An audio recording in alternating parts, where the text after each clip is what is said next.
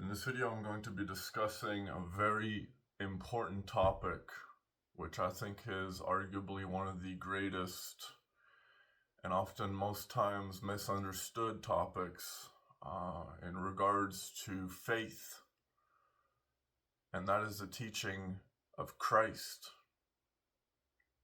Most people, when they think of Christ, they think of an individual that gave unconditional love.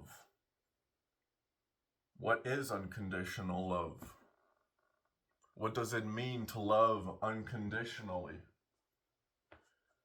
Well, for one, I would say that unconditional love means to understand. In the teachings of Christ and in the life of Christ, it is spoken about that Christ himself walked with all walks of life and took part in all walks of life. What does that mean? Well, if you were to look at experience, also known as wisdom, how can you understand something if you yourself have not experienced it in order to be able to give advice, which advice is meant to create healing? If all you can feel in your life is suffering, you keep yourself in that suffering because you're afraid to push that suffering beyond yourself and release it onto another. In a video which I made in terms of man's search for meaning, which is a human nature we choose between the battle of good and evil, I mentioned to a certain point that in our own suffering we take on a higher responsibility. But the higher the responsibility we take on as a result of our suffering, all of a sudden we experience a new level of suffering. Let's speak about suffering for a second. Suffering is another definition of delusion. Why is that? Suffering is another definition of delusion specifically for the reason that we as humans tend to compete in our suffering, to the point that when we speak or try to unload our suffering onto another, which is a form of seeking connection or acceptance. But we as humans obey the laws of the universe. And the laws of the universe are, you either compete or you cooperate with what's around you. And there's a big difference in the definitions of competing and cooperating. Cooperating means I'm just going to keep letting that happen. I'm not going to let that change. Whereas competing is the act of pushing back, you could say. A rebellious act to say, this is, but I push against it. And now when you look at the teaching of Christ of unconditional love, which brought forth healing and miracles, what do you think brought forth those miracles if not the act of healing the inner self of the people? If the inner self of the people is where we feel pain in ourselves, you might have physical pain. What do you think traumatizes you more? The pain as it happens or the pain that you remember? What do you think creates the continuous pattern of that trauma? Is it the idea that you just now simply cooperate with the pattern that trauma stimulated and choose to continuously let that happen without fighting back against it. I would argue that the greatest teaching Christ stands for is what it is known as fairness, to be fair. It is one thing to love unconditionally, but if you love unconditionally, eventually it is you that suffers. Because all you do is take in. You take in, you take in, you take in, to the point that it becomes a point of you are actively being given the suffering of others. And that is what it means to be a healer. A healer is a person that withdraws your suffering from yourself and they take it upon themselves. So how does that change when we speak of delusion, also known as suffering?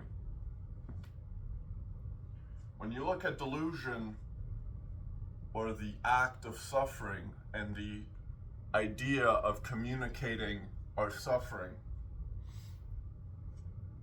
we as humans tend to compete in our suffering, which is the simple statement of, no one has been hurt like me.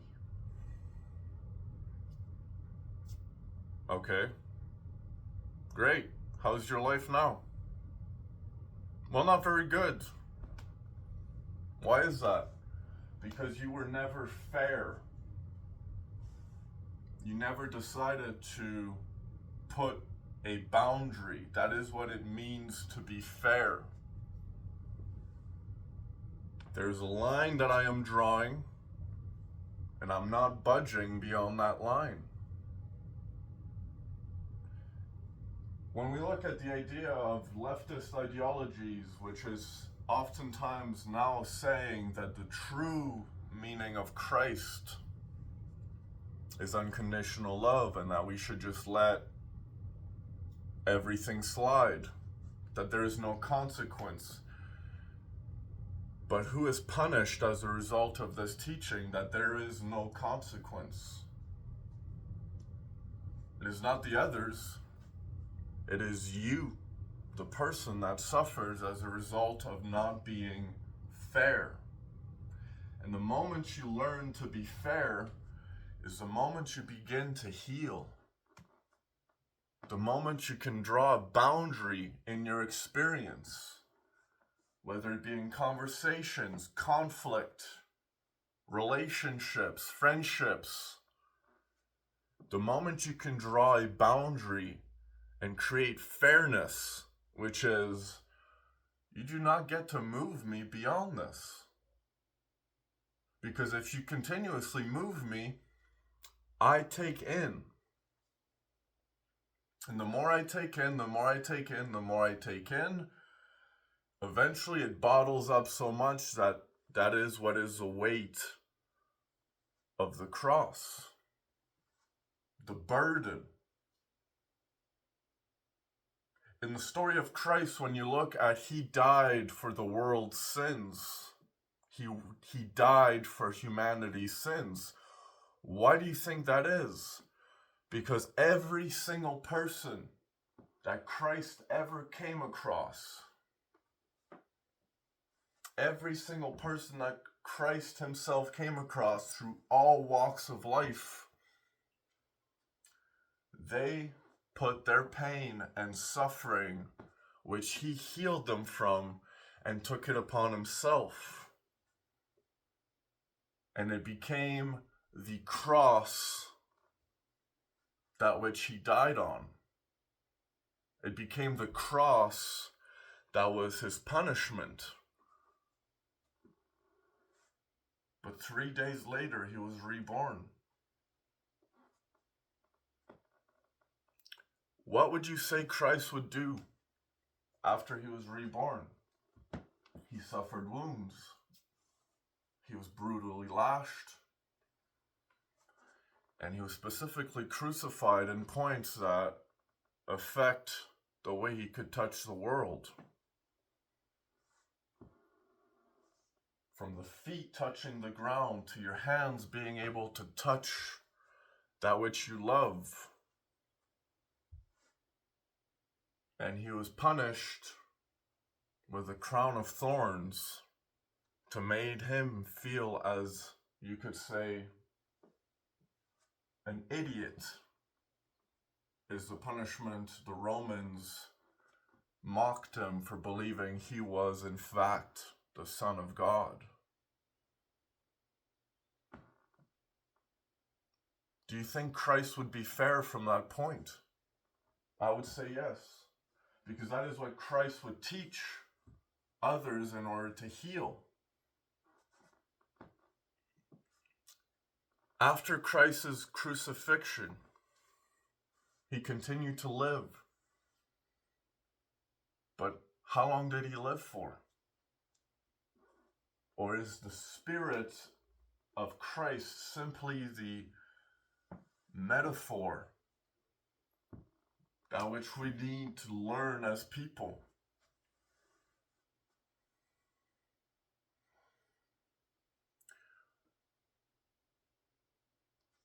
What happens when light shines or love shines unconditionally?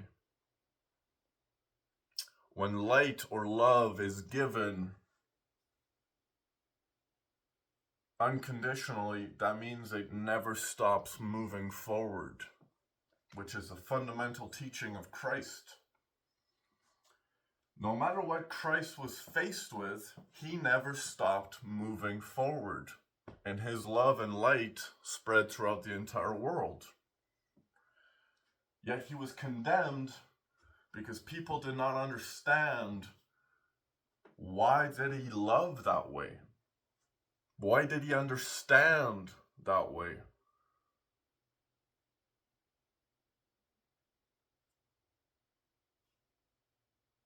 Let me ask you this. In terms of light and darkness, or love and fear,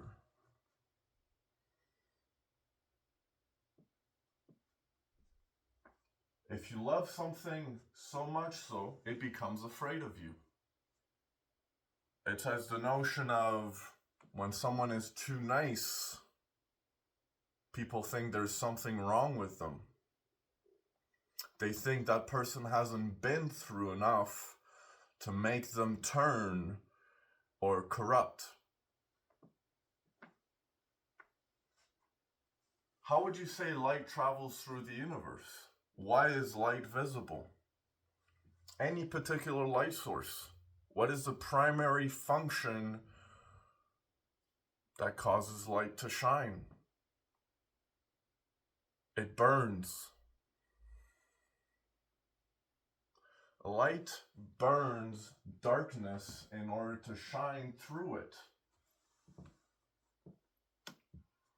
And in that particular notion, we now begin to understand why Christ was punished.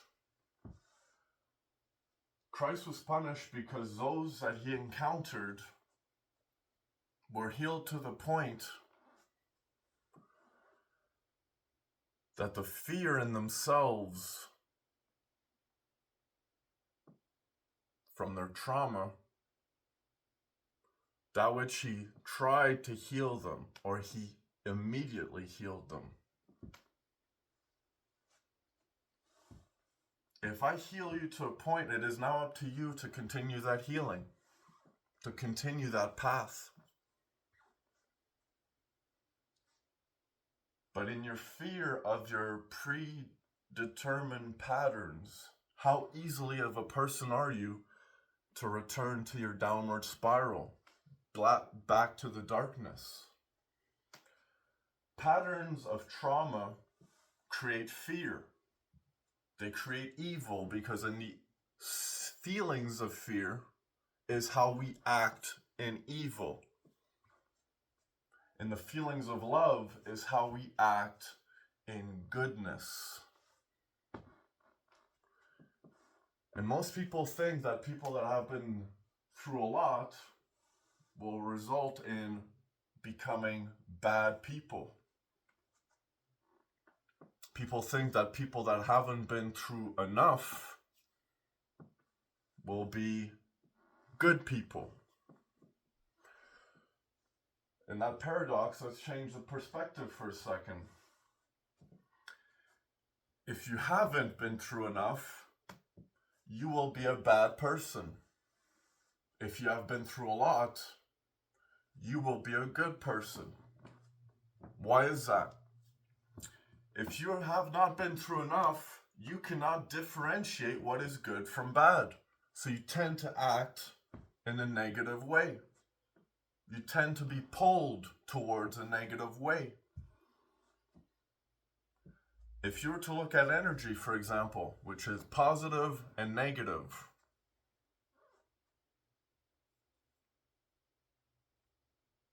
there are states of charged energy. But what is the Holy Spirit if not precisely energy? You as a person can feel, but the charge you take upon yourself is in fact your choice. It is easier to be negative, to pull into yourself, It is harder to be positive and move things around you. A positive current is the one that moves forward. A negative current is one that retracts. It causes the positive to push forward and the opposite to pull the positivity forward.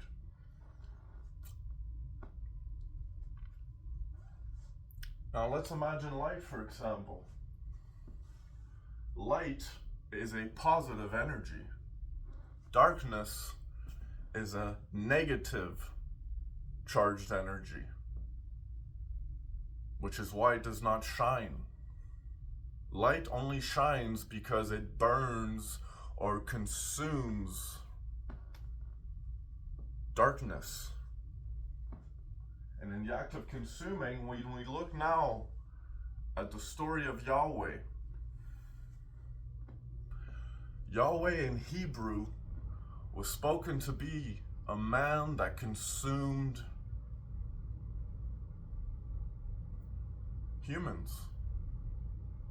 It is not an act of cannibalism specifically, but it is an act of burning or consuming the negativity of others so that they themselves may enter a positive state. The act of healing.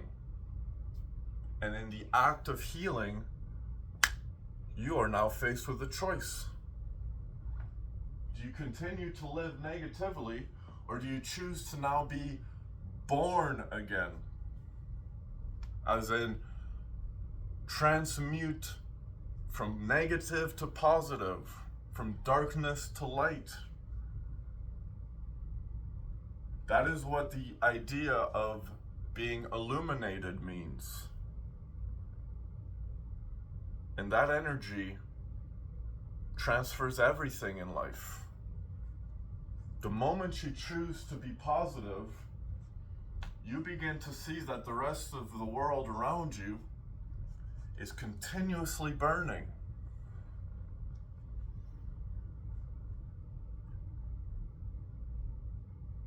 Carl Jung came up with a brilliant expression which is the definition of his belief of what Christ meant.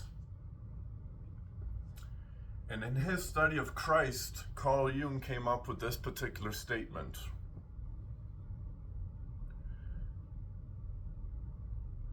You do not become illuminated by imagining figures of light. You become illuminated the moment you make the darkness conscious or aware. Once you make a person that has negative charged energy within themselves aware of their trauma, aware of the things they need to do, aware of what keeps them in that cooperative state of always being of an intaking or empathetic nature. Because you might be taking the rest of the world's energy, but you're not shining. And it's hurting you. In order to be or receive or give love, to a certain degree, it creates a punishing force. And you see that the world around you begins to suffer when you're positive. That is the difference between being negative and positive. When you're negative, it is you that constantly feels punished. Whereas when you're positive, you feel that the world around you is constantly being punished as a result of you. But whose life is it that matters in your experience? Do you care about yourself? Because look at the way that you're feeling, that you're no longer moving forward. Do you see how you've been affected by your trauma? It's literally caused you to pull back into the darkness of your skull, of your memories. If you wish to change that, you need to start moving forward and leave that past behind. The past is always behind you. Every single waking second that passes by, if you do not make or move towards a future, you stay in the past. And the longer you stay in the past, the longer you do not move and the closer you are going to die. Because in order to feel for the future, you as a person have to decide you are important. And the moment you decide you are important, you put yourself above the rest. You have been through enough. And it is time that you start living your life rather than letting others dictate the state of your life. And that takes you and requires you to take that first step forward. It's called the leap of faith, which is the moment you start moving in a positive direction, a positive charged state. Energy and suffering create the same molecular mass. Energy, in essence, is suffering. Suffering, in essence, is energy. What do you think suffering causes? It causes negativity. But what do you think is going to change that? A choice which you're now faced with now. Do you continuously choose to let yourself live negatively? Or do you choose from this moment to say, I'm letting go of that. My past is my past. There's nothing I can do to change that. The only thing I can change is who I am now and who I will be tomorrow. That's how you change the world. Because we as humans, we're all collectively experiencing that same universe. But it's your particular experience that affects your own experience. And if you are continuously experiencing negative emotions, you will see the world in a negative way. Whereas if you change to a positive state, you then begin to see the world shift. It changes in its direction that which you perceive it.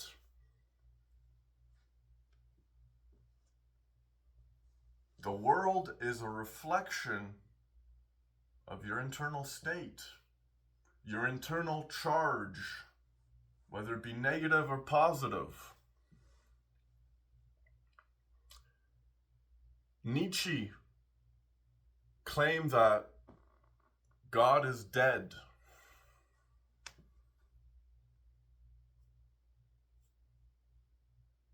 Why would he say that? And the idea that Nietzsche spoke about God being dead, it is a different perspective than that which Carl Jung offered.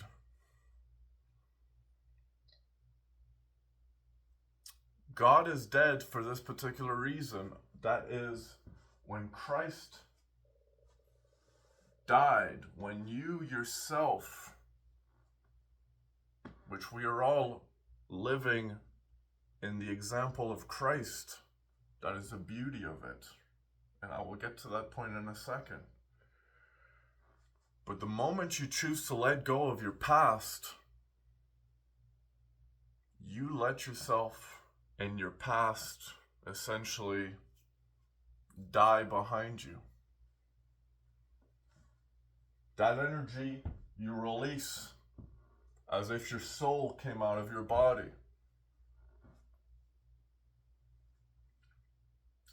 If your internal world is what creates the reflection of things that the external world is the external world technically not just your internal world projected outwards?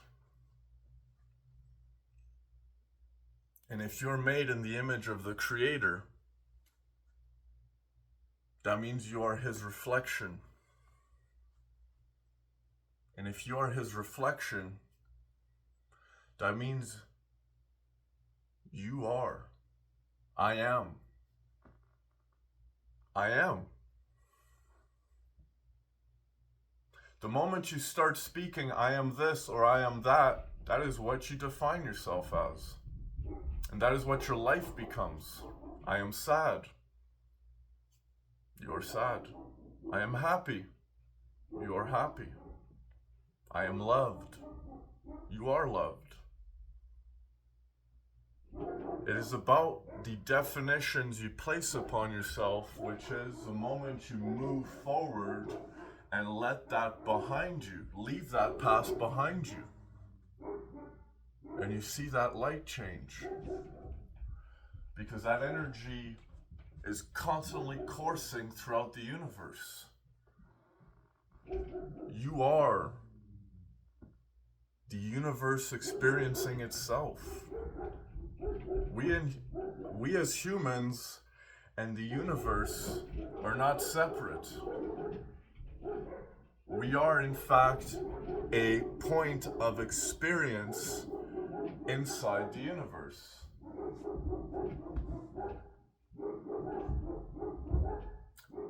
As you can tell, it is frightening to feel one. One is all, and all is one. One for all, and all for one.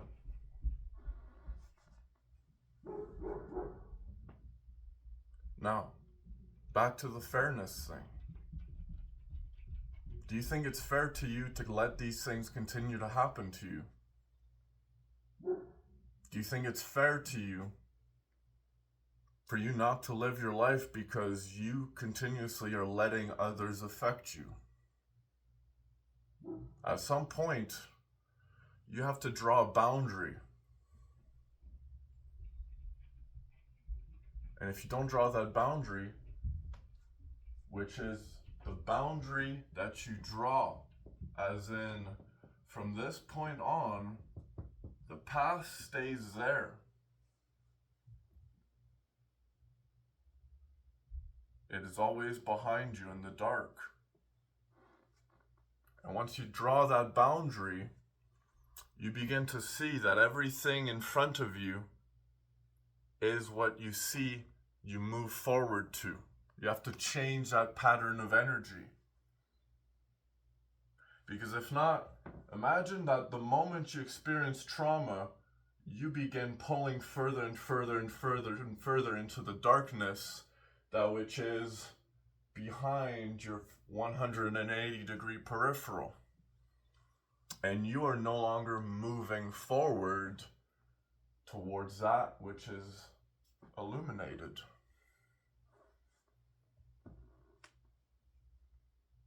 What do you think is God's sun? That which shines light onto the world. God's sun is meant to represent the moment you become the illuminator of your life, where you draw that boundary, become fair, you leave what's behind you in the dark, and you move forward to building the life you want for yourself. But it requires you to work, and work on the things you need to do.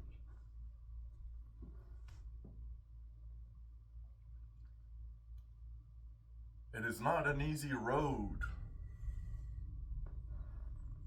But if it was easy, everybody would get there. And unfortunately, not everybody makes it.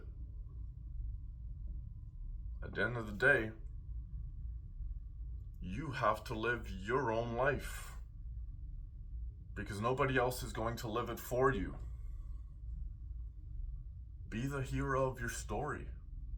Stand up for yourself. Speak back. Be fair. Because that's what Christ is.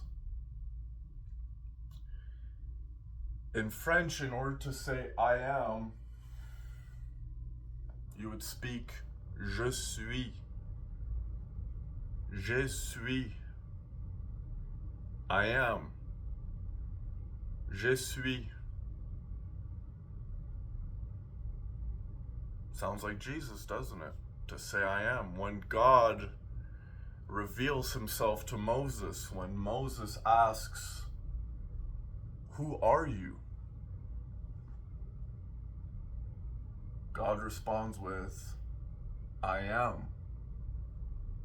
Je suis. Je suis. So I'm going to ask you again. Who are you? And start living your life in the direction you can shine. Stop being negative. And start shining your positivity on the world. It requires your heart, but you have to be fair.